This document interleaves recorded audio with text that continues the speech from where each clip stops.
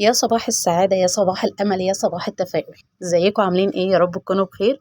بسجل لكم الفيديو ده الساعة 6 الصبح. مهتمة جدا ومتشوقة ان انا اقول لكم تجربتي مع زهرة التنين الدراجون فروت. يلا نقول شوية فوائد عنها الأول قبل ما اقول لكم تجربتي وكان طعمها ازاي. يلا نبدأ الفيديو ونشوف. أولا غنية بالمعادن. زي ايه؟ زي الحديد والكالسيوم والفسفور. تمام. يبقى أول حاجة غنية بالمعادن. لا مش كده وبس، لا، قليلة السعرات الحرارية، يعني ما فيهاش سعرات حرارية كتير.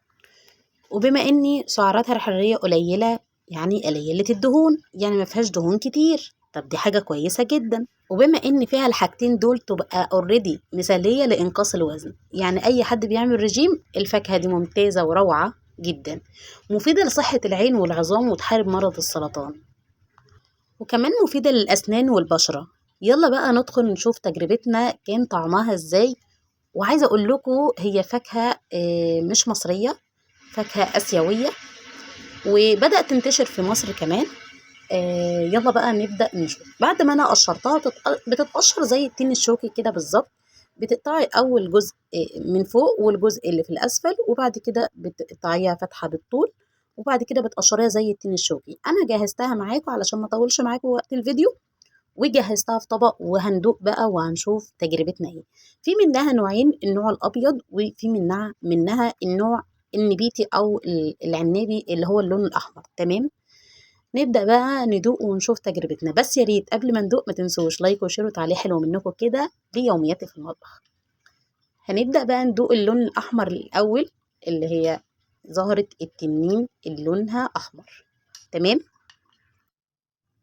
عايزة أقولك لما تروحي تشتريها ما تشتريش اللي هي تكون جامدة شوية، لا اشتريها تكون مستوية حبة. تمام، لأن دي هتفرق معاكي قوي في الطعم. هنا دقت اللون الأحمر، ومش هقول لكم رأيي فيها أو طعمها قريب من إيه إلا لما دقت التانية. تمام. بسم الله. طبعا كده أنا دقت الاتنين.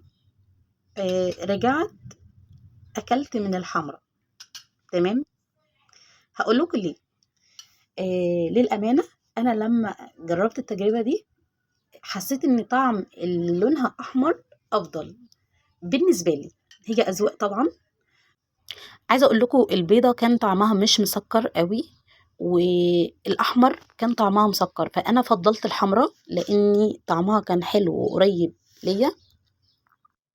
وفي نهايه الفيديو بوجه شكري للي جابها لي هديه. انا بصراحه ما اشتريتهاش، هي جات لي هديه. بشكرك جدا جدا جدا، واسيبكم في رعايه الله، والسلام عليكم ورحمه الله وبركاته.